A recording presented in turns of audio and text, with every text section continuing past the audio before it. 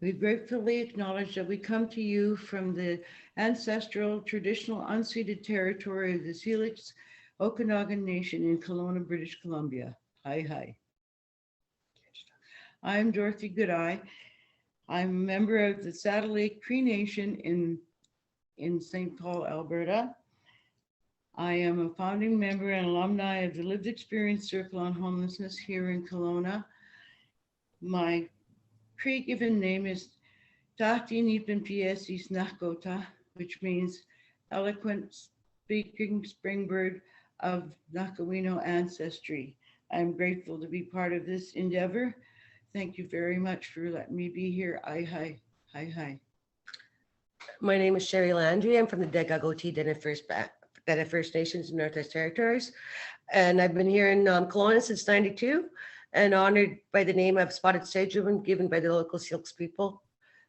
And Masicho for giving me this opportunity to share my voice. My name is Stephanie Lang, and I'm joining you from the traditional territories of the people of the Treaty 7 region in Southern Alberta and the Métis Nation of Alberta Region 3. I am the Director of Operations for the Kelowna Homelessness Research Collaborative, a registered social worker and a PhD student. My name is Carrie Rempel. I'm located on traditional Selk'ks territory here in Kelowna. I am a professor at Okanagan College, and I'm a founding member of the Kelowna Homelessness Research Collaborative. And I am also joining you from the traditional territory of the Selk'ks people. My name is Kylene Myra, and I am a founding member of the Kelowna Homelessness Research Collaborative and also a member at the Okanagan School of Business at Okanagan College. So welcome to our presentation today. We're so thrilled that you can join us on embedding authentic allyship into the research process. We'd like to begin by recognizing our funders for this project, which is Enactus Canada and the Vancouver Foundation. So today, what are we going to talk to you about?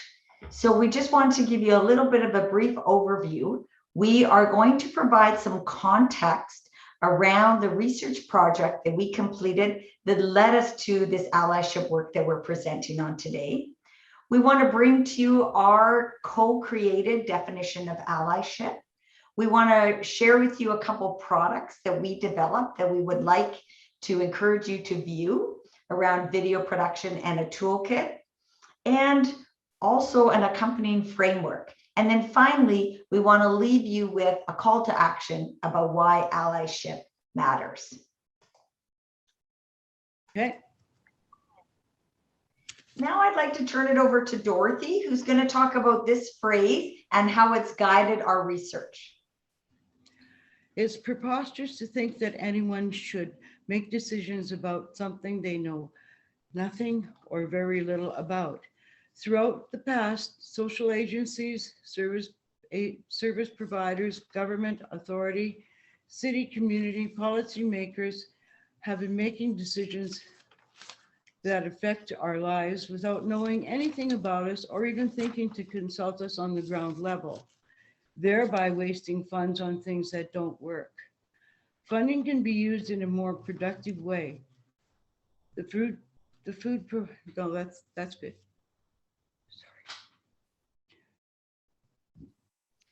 So our presentation today was born out of research that we conducted late 2019 and early 2020.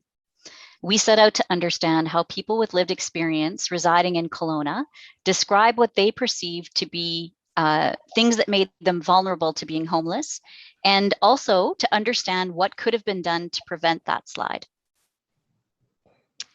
So we started out with a fairly standard research process, but found that as we went along, we didn't actually follow it.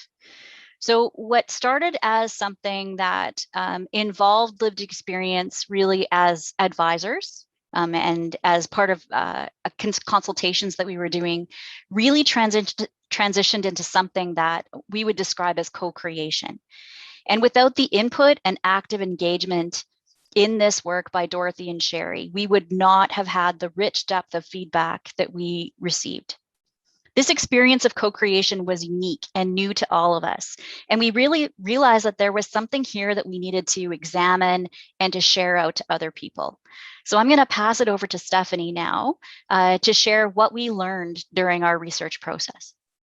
Thank you, Carrie. So from the research project that Carrie just described, we then secured another grant to work with our co-researchers and community partners to understand and develop that notion of allyship further in a way that really centered on the inclusion of individuals with lived experience.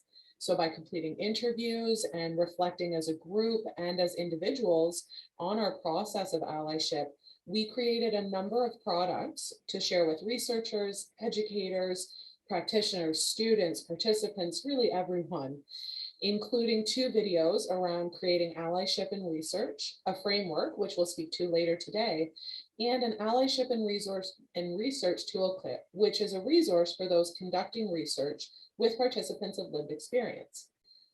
Now, in order to create these products, we first had to create our definition of allyship, which is the deep, intentional, and active engagement with lived experience. So the purpose is to co-create knowledge and solutions, while the goal is to develop, implement, analyze, and disseminate findings together. And even in our co-created definition, we emphasize that significant and intentional inclusion and validation of the voices of those with lived experience throughout the process. I'll turn it over to Dorothy and Sherry now to explain what allyship means to them. Dorothy.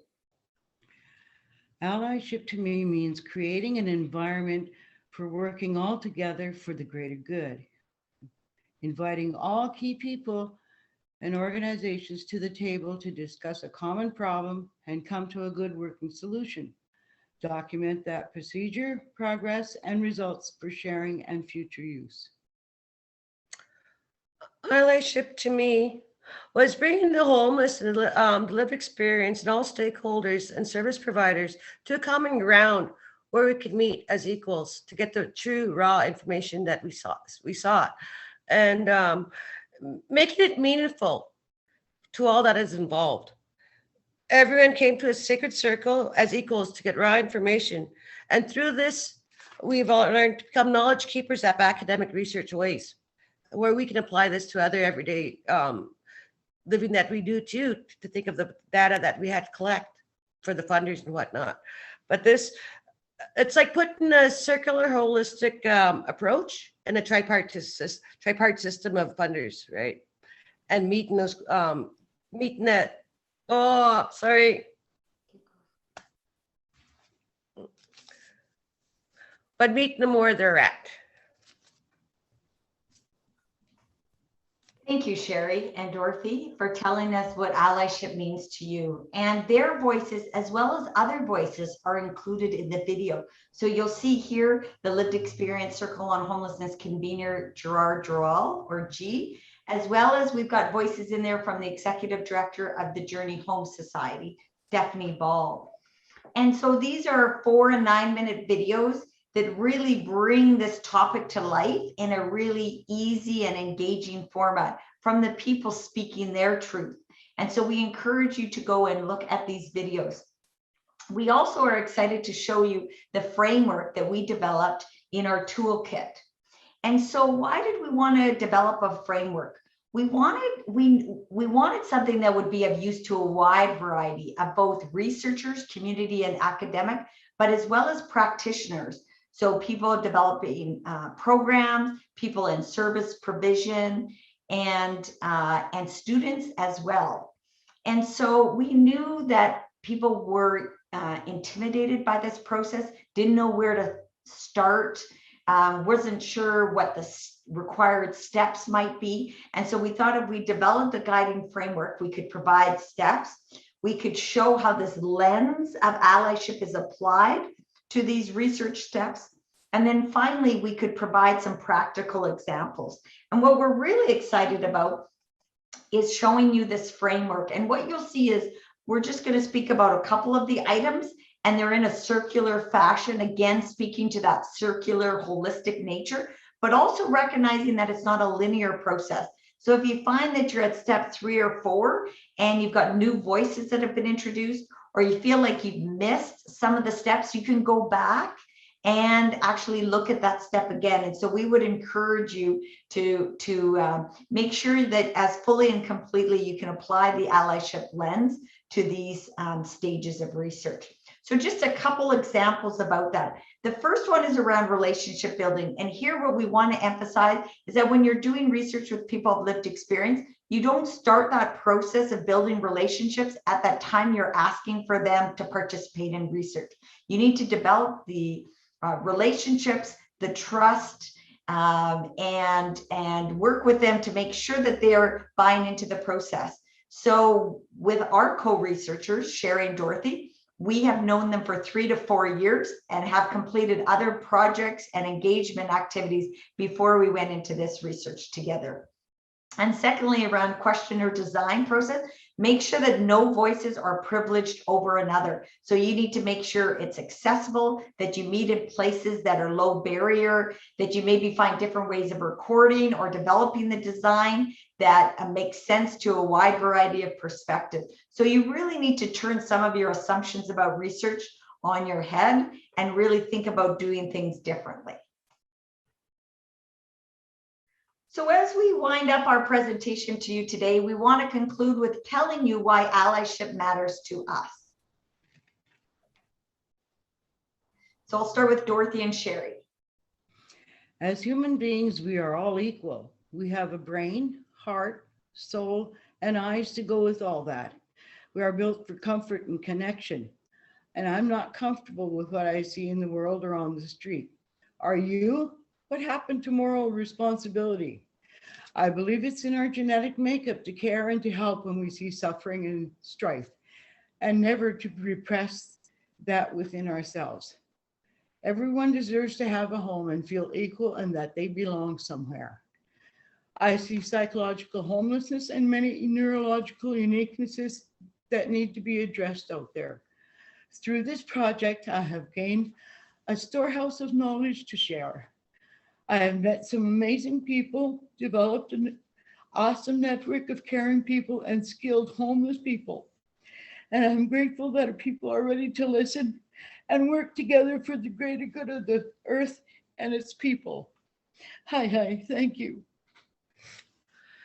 It's crucial to get qualitative results through a holistic approach. Meeting the homeless where they're at, which enabled us to get raw information. And it matters because there's so many people out there that have all this research, but to get what we got was truly through a community approach and different ways that we had to fill in the gray areas to get that information. Carrie, and just we'll make sure you come off. Over to you, Carrie. Thank you. Allyship matters.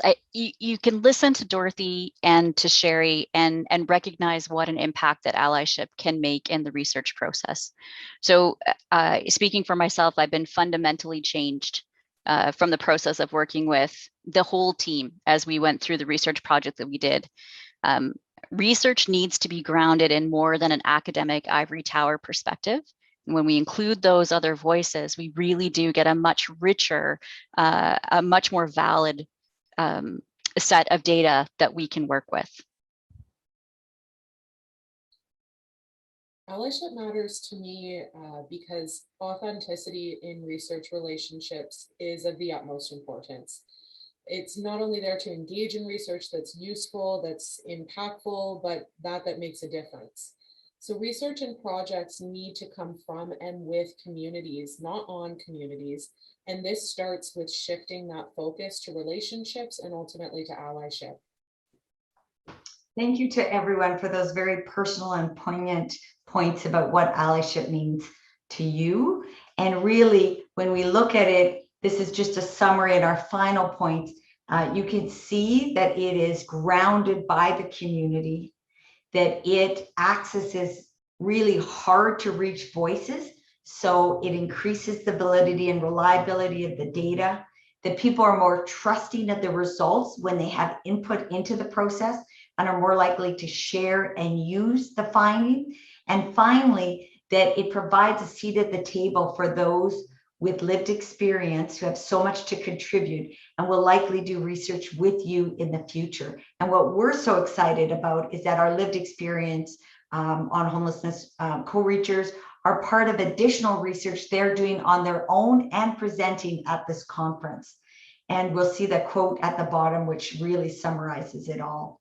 So we encourage you to go and check out our toolkit and our videos. Please share them. They're for you and accessible.